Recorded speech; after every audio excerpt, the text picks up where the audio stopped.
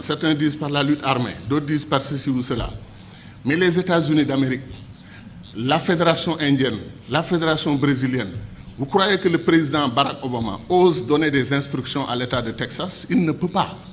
L'État de Texas est un État souverain à l'intérieur d'une fédération. Ils ont leur constitution. Ils ont accepté de mutualiser avec le reste de l'Amérique un certain nombre de domaines de compétences. Terminé. Obama n'ose pas toucher aux lois internes de l'État de Texas. Les Mormons dans l'Utah, ils ont leur système de gouvernance.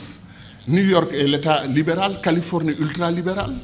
Des États conservateurs, des États qui n'ont rien à voir dans leur philosophie, vivent ensemble et gagnent ensemble au plan économique et constituent la Fédération des États-Unis d'Amérique. Donc quel est notre problème, nous, Africains? Le panafricanisme doit être clair sur une question. Le panafricanisme n'est pas une unité des États noirs. Un Cheikh Anta montrait que les Arabes, 3 Arabes sur 5 sont des Africains aujourd'hui. L'héritage du peuple arabe doit être réclamé par l'Afrique plus que tout autre continent. Donc de ce point de vue, l'unité arabo-africaine devrait être une réalité en Afrique. Les États-Unis d'Afrique devaient concerner tout le continent africain. Et nous ne voulons pas qu'une partie du continent africain se détache pour aller dans la Méditerranée, travailler avec les Européens. Vous avez vu l'UMP et tout ce qu'ils ont tenté ensemble, ça n'a rien donné. L'avenir des pays arabes, maghrébins, c'est l'Afrique. C'est leur profondeur africaine. Tant qu'ils voudront s'allier avec l'Europe ou chercher d'autres alternatives à l'Afrique, ils n'y arriveront pas. Parce qu'ils sont sur le sol qui leur appartient aujourd'hui et qui s'appelle l'Afrique. Mais les contradictions, il y a un magma de contradictions. Ce qui se passe en République démocratique du Congo est un scandale permanent. Des pays africains entrent en République démocratique du Congo, prennent les ressources dont ils ont besoin et repartent. Quand les Belges ou les Français ou les Américains ou les Chinois le font, nous crions. Mais quand des Africains le font, on appelle à des négociations, etc., etc. Il y a des injustices que des Africains commettent sur d'autres Africains.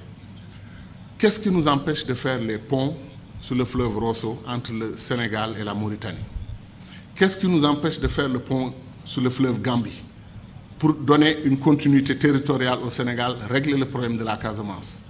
C'est pour dire que les doctrines d'intégration que nous avons choisies, après 50 ans, comme on est c'est le jour de l'anniversaire, on dit notre bonheur pour ce qui a été fait, mais disons aussi notre préoccupation pour ce qui n'a pas été fait. Kourouma, depuis 1958, dit que le barrage de Dinga au Congo peut donner de l'électricité à toute l'Afrique, régler le problème de l'énergie. L'Afrique pourra même exporter de l'énergie. On n'a pas commencé 1 centimètre du barrage de Dinga. On nous dit que le barrage de Swapiti en Guinée peut donner de l'énergie à toute l'Afrique de l'Ouest. Où en est le projet? C'est-à-dire des choses simples qu'on pouvait faire et qu'on n'arrive pas encore à faire. Pour aller en Afrique centrale, moi, je fais 4 jours. 1 jour de voyage, 1 ou 2 jours pour régler les affaires que je veux faire là-bas. Après, c'est la bataille pour le retour. La dernière fois, je suis allé à Douala. Air Sénégal a annulé son vol. Je suis resté 6 heures à l'aéroport. Et après, on m'a dit que non, Air Sénégal n'a pas tout à fait annulé. Ils arrivent. On prend 2 avions et on dit qu'on a une compagnie aérienne. 2 avions, ou 2 avions et demi, parce qu'après on a un petit dash qui tourne les hélices, etc. Qu'est-ce qui nous empêche de mutualiser? Air Afrique a été une très belle expérience panafricaine. Depuis qu'on l'a perdu, il n'y a rien. Comme disait l'autre, on fait de la compétition ruineuse entre nous.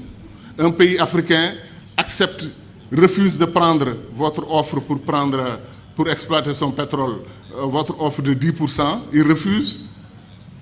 Vous traversez la frontière, un autre pays africain vous ouvre les bras, venez prendre. Pourquoi nous faisons des choses comme ça? Donc ce que nous disons, ce n'est pas de la théorie. Contrairement à le sentiment de certains amis dans la salle qui ont pensé que nous, on voulait faire un saut, un puissant saut vers le passé. Non, on veut faire un saut vers l'avenir. On veut accélérer l'histoire de ce continent parce qu'on peut le faire. Tout est à volonté d'hommes. C'est les hommes et les femmes qui décident. Et nos dirigeants doivent entendre notre voix. C'est pour cela que les panafricanistes doivent se lever. Ils doivent s'organiser politiquement. Il y a des Africains panafricanistes qui votent pour des dirigeants anti-panafricanistes, qui ne veulent pas l'unité de l'Afrique. Ça n'a pas de sens.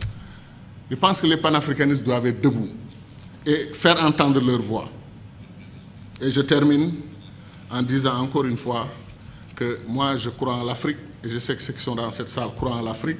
Ce qui me désole le plus, c'est que si on faisait un concours de ceux qui aiment l'Afrique, qui croient au potentiel de l'Afrique, il y a des chances que les Chinois, les Américains, les Brésiliens viennent avant nous autres Africains.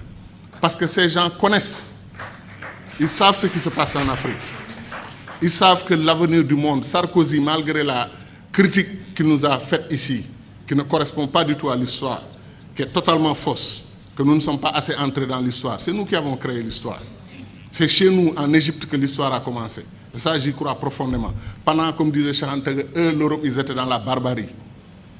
Mais Sarkozy, qu'est-ce qu'il a dit? L'avenir du monde se joue en Afrique. Il est important de nouer des alliances avec les Africains dès maintenant, bien qu'il ne l'ait pas fait côté immigration. Mais je veux dire que c'est ça. L'avenir du monde se joue chez nous. On semble être les derniers à en être conscients. L'or, le diamant, le pétrole, chaque jour que Dieu fait, un pays africain se découvre pays pétrolier. Il y a des pays comme le Mozambique vers la Tanzanie, on découvre qu'ils ont des réserves d'or et des réserves de pétrole et de gaz supérieures aux réserves du Koweït. Vous vous rendez compte? L'Afrique est un don de Dieu. Est-ce que les Africains en sont conscients? C'est ça la question. Merci.